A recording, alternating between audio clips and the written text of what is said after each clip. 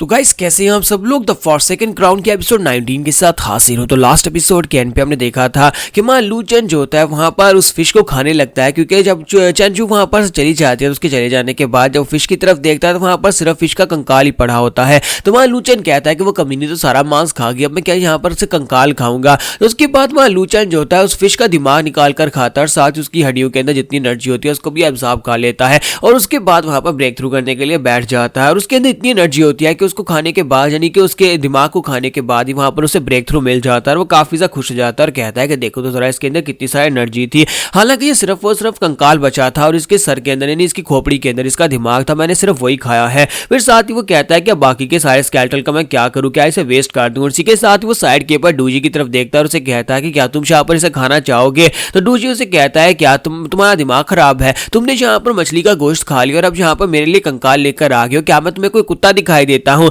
मैं यहाँ पर इसको बिल्कुल भी नहीं खाऊंगा। तो मां लू चेन उसे कहता है कि बेवकूफ मत बनो, ये ड्रैगन स्केल फिश है और ड्रैगन स्केल फिश जो होती है वो बहुत ज्यादा मजेदार होती है, चाहे उसका मांस हो या फिर उसकी हड्डियां हो, जरा इसको खाकर तो चेक करो, तुम्हें बहुत ज्यादा मजा आने वाला है। तो डूशी पहले तो वहां पर मना कर रहा था लेकिन साथ फिर वहां पर उसको खा जाता है, यानी कि जब उस याद करता है कि ड्रैगन स्केल फिश कितनी ज्यादा मजेदार होती है और उसे खाया जाएगा, यानी कि इस इमेजिन करते करते वो उसकी हड्डियां भी चबाना शुरू कर देता है और कहता है ये तो बहुत ज्यादा मजेदार है, इसकी हड्डियां बहुत ज्यादा टेस्टी हैं। और इसी के साथ उसे कहता है कि ब्रदर मुझे बहुत ज्यादा मजा आया, अगली बार अगर तुम यहाँ पर फिश पकड़ कर लाओगे तो सिर्फ हम दोनों बैठकर खाएंगे और अगली बार मुझे यहाँ पर मांस भी ट्राई करने को देना, जी तो बहुत ही मजे की थी। तो मां लू चेन उसे कहता है कि अच्छा ठीक है, अगली बार फिर मैं यहाँ पर तुम्हारे लिए एक ड्रैगन स्केल फिश पकड़ कर लेकर आऊंगा, लेकिन फिलहाल के लिए तुम यहीं पर रुको और मैं जल्दी से वापस आ जाऊंगा। तो वो कहता है हाँ क्यों नहीं ब्रदर, मैं यहीं पर रुकूंगा लेकिन जल्दी वापस आना और मेरे लिए ड्रैगन स्केल फिश भी लेकर आना, हम दोनों मिलकर खाएंगे। तो मां लू चेन वहां पर से बाहर आ जाता है और उसे कहता है कि यहाँ पर मुझे पूरी फिश नहीं मिल पाई थी जिसकी वजह से मैं यहाँ पर पूरा ब्रेक थ्रू नहीं कर पाया, अगर मुझे यहाँ पर कुछ और ड्रैगन फिश मिल जाती है तो मैं पूरी तरह से ब्रेक थ्रू कर पाऊंगा। फिर साथ ही वो कहता है कि चलो यहाँ पर चलकर उन लड़कों को सजा देने की बारी है जो लोग यहाँ पर मेरे खिलाफ प्लानिंग बना रहे थे।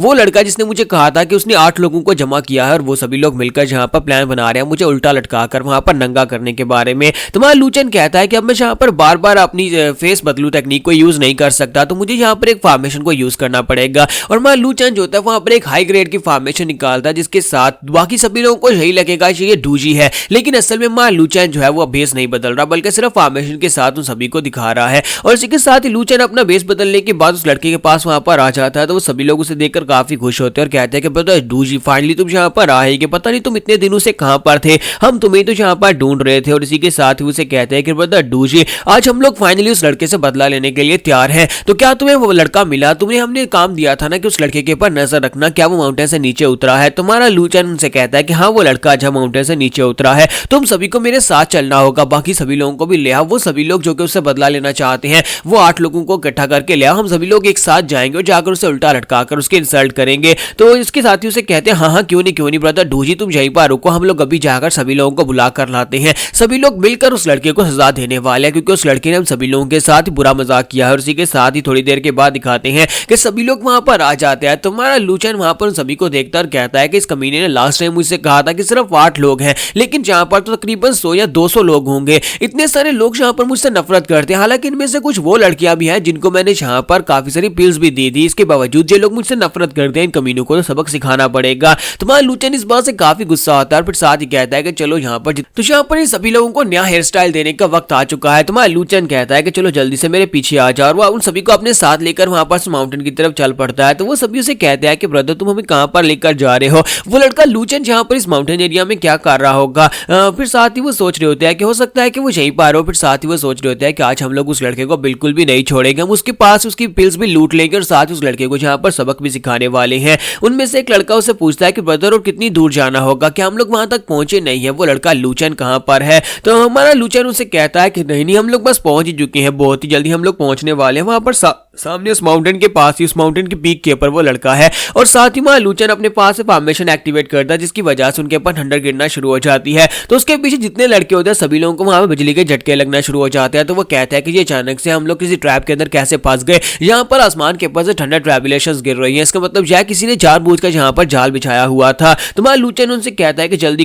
करो, पैनिक होने की जरूरत नहीं है, मैं यहाँ पर इस फॉर्मेशन के साथ थोड़ा बहुत फेमिलियर हूँ, हम लोग यहाँ पर इस फॉर्मेशन को तोड़कर निकल जाएंगे, हमें ऊपर से फ्लाई करके जाना होगा, सभी लोग मेरे साथ आ जाओ। और वो सभी लोगों को लेकर ऊपर की तरफ उड़ना स्टार्ट करता है। तो माउंटेन पीक की तरफ उन्हें लेकर जा रहा था, लेकिन साथ ही खुद ही वहां पर फॉर्मेशन भी एक्टिवेट कर रहा था, जिसकी वजह से ऊपर उड़ते हुए भी उन लोगों के ऊपर बिजली का झटका लगता है और बेचारे वहां पर ग्राउंड के ऊपर गिर जाते हैं। तो वहां लू चेन कहता है कि तुम सभी को क्या लगता है कि तुम लोग यहाँ पर थंडर ट्रैबुलेशंस के सामने उड़कर भाग सकते हो? आज तुम में से कोई भी यहाँ पर नहीं बचेगा। आज सभी लोगों के हेयर स्टाइल को मैं बदल कर रहूंगा। तुम सभी कमीने लोग यहाँ पर बिल्कुल बेकार हो। और इसी के साथ ही वो सभी को अपने साथ लेकर माउंटेन के ऊपर चढ़ा आता है। तो वहां पर पहुंचने तक सभी के हेयर स्टाइल बदल चुके होते हैं, सभी के बाल इलेक्ट्रोफाइड हो चुके होते हैं। तो एक लड़का कहता है कि मैं तो सिर्फ एक आउटर डिसाइपल हूं जो कि यहाँ पर मजे के लिए आया था, और मेरा तो यहाँ पर उस लड़के लू चेन के साथ कोई ताल्लुक वास्ता भी नहीं हो, ना ही मैं उसे जानता हूँ, फिर भी मुझे यहाँ पर इस तरह के बाल मिल गए। दूसरा उसे कहता है कि मुझे लगता है कि ब्रदर डूजी काफी ज्यादा पावरफुल है, यहाँ पर ठंडर ट्रैबुलेशन उसके ऊपर गिरी भी नहीं, यानी कि उसे तो यहाँ पर ठंडर ट्रैबुलेशन का एक झटका भी नहीं लगा। तुम्हारा लू चेन उनसे कहता है कि सभी लोग मेरी बात को ध्यान से सुनो, मुझे लगता है कि यहाँ पर हम सभी के बीच में कोई ना कोई गद्दार है, जिसने यहाँ पर पहले से लू चेन को इस बारे में बता दिया था कि हम सभी लोग इस माउंटेन की तरफ उसका पीछा करने के लिए आएंगे, और उसने जानबूझकर इस माउंटेन के ऊपर तुम सभी लोगों को बुलाया है ताकि वो माउंटेन के ऊपर यहाँ पर फॉर्मेशंस बिछाकर तुम सभी को बिजली के झटके दे सके। अब जरा गौर से देखो, तुम सभी लोगों के बाल इस तरह के हो गए हैं, इसका मतलब शायद कोई ना कोई तो है जो हम में से गद्दार है। और इसी के साथ वो सभी लोग कहते हैं क्या हम सभी लोगों के बीच में कोई गद्दार, ऐसा कैसे हो सकता है? तुम्हारा लू चेन कहता है कि हाँ, मुझे लगता है कि जहाँ पर तुम सभी के बीच में गद्दार है। तुमने जहाँ पर बहुत सारे डिसाइपल्स को इकट्ठा कर लिया, और इन डिसाइपल्स में से कोई ऐसा डिसाइपल भी हो सकता है जो कि उस लू चेन का साथ दे रहा हो, क्योंकि लू चेन के पास बहुत सारा पैसा है और उसे पिल्स देकर आसानी से खरीद सकता है। तो क्या तुम लोग यहाँ पर इस बारे में नहीं सोच रहे कि अचानक से हमारे पर ठंडर ट्रैबुलेशंस कहाँ से गिरी होंगी? और मुझे तो लगता है कि यहाँ पर एक नहीं बल्कि ज्यादा गद्दार हो सकते हैं, एक से भी ज्यादा गद्दार हो सकते हैं। अब यहाँ पर तुम सभी लोग आपस में गद्दार को ढूंढो, जब तक कि मैं यहाँ पर कोई और काम करता हूँ। मैं जाकर लू चेन को ढूंढता हूँ कि वो अब कहाँ पर होगा, क्योंकि वो यहाँ पर तो बिल्कुल भी नहीं होने वाला। और उसके बाद वो सभी लोग जो होते हैं आपस में एक दूसरे के साथ फाइट करना शुरू कर देते हैं और एक दूसरे के ऊपर इल्जाम लगा रहे होते हैं कि तुम गद्दार हो, तुम गद्दार हो, और वो सोच रहे होते हैं कि एक दूसरे को यहाँ पर मार डाले। तो वहाँ लू चेन जो होता है वहां पर से कहता है कि हाँ ठीक है लड़ो और एक दूसरे को मार डालो, जबकि मैं तो यहाँ पर से जा रहा हूँ। लू चेन सोच रहा था कि अगली बार इन कमीनों को सजा देने के लिए मैं यहाँ पर 5th लेवल की रॉयल फॉर्मेशन को यूज करूंगा, ताकि इन्हें यहाँ पर अच्छी तरह से बिजली के झटके दिए जा सके। तो लू चेन जैसे वहां पर अपनी केव की तरफ वापस आता है, तो उस केव के अंदर वहां पर पहले से किंग चैंग बैठी होती है और अपना जीथर बजा रही होती है। तो जब वो जीथर बजा रही होती है तो लू चेन उसे कहता है कि ये क्या जूनियर सिस्टर, तुम यहाँ पर कैसे है, तुम्हें मेरी सीक्रेट केव कैसे मिली? तो इसी के साथ ही वो जीथर बजाती है, तो वहां पर उसके अंदर से स्वर्ड्स निकलती है, क्योंकि वो जीथर के साथ वहां पर स्वर्ड फॉर्मेशंस एक्टिवेट कर रही होती है। तुम्हारा लू चेन कहता है कि वाह क्या बात है, तुम्हारी जीथर बजाने की कैपेबिलिटी तो वाकई में कमाल की, और ऊपर से तुम बहुत ही अच्छा संगीत बजा रही हो। तो इसी के साथ ही मुझे कह दिया कि ब्रदर तुम यहाँ पर क्या कर रहे थे, कहाँ पर थे? तुम्हारा लू चेन कहता है कि मैं तो बस यहाँ पर नीचे थोड़ी देर मजा करने के लिए गया था, लेकिन तुम बताओ कि तुम मेरी केव में यहाँ पर क्या कर रही हो? तो किंग चैंग उसे कहता है कि तुम हमारी याओची होली राम के अंदर कुछ ज्यादा उदम मचा रहे हो। जहाँ पर मैंने देखा है कि हमारे बहुत सारे डिसाइपल्स के हेयर स्टाइल तुम्हारे जैसे हो गए हैं। मुझे लगता है कि तुम्हारे पास जो ओरिजिनल हेयर स्टाइल था वो यहाँ पर अब सभी ने वही हेयर स्टाइल अपना लिया है। ये काफी यूनिक है, लेकिन सभी लोग यहाँ पर तुम्हारे जैसा क्यों बनना चाहते हैं? लू चेन उसे कहता है कि तुम्हें ये तो पता ही होगा कि ये सब कुछ क्यों हो रहा है और कौन कर रहा है, लेकिन प्लीज परेशान होने की जरूरत नहीं है, तो बस एक छोटी मोटी सजा थी, मैं यहाँ पर उनको ज्यादा नुकसान नहीं पहुंचाऊंगा। तो यहाँ पर हम लोग अपनी एपिसोड 19 का एंड करेंगे। नेक्स्ट एपिसोड में देखेंगे क्या सिस्टर किंग चैंग को यहाँ पर डूजी के बारे में पता चलेगा कि उसे यहाँ पर उसने अंदर बंद करके रखा हुआ है, यानी उसी केव के अंदर फॉर्मेशन के पीछे बंद करके रखा है।